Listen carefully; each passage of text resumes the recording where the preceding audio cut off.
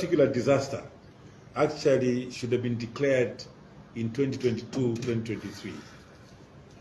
Had the president known what he had the president known then what he knows now, he should have actually declared that disaster in 2022.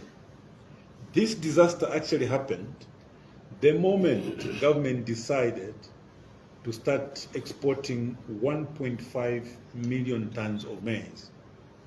That's when this disaster should have been declared.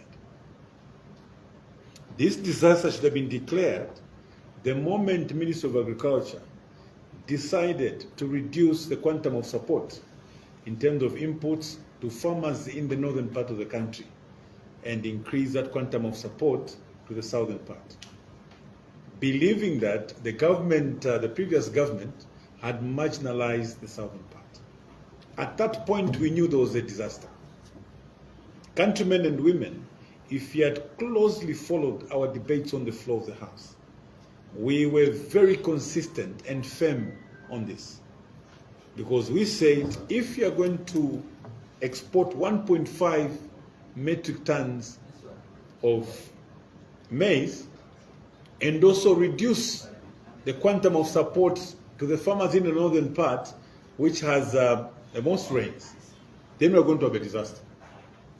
The response that we got on the floor of the House was that Honorable Mutolo was bouncing in his usual style, as he says, we will never, ever, ever stop exporting maize. That is when the disaster happened. At that point, as your members on the left, we knew that we were headed for doom. When Honorable Mutolo said we will never stop.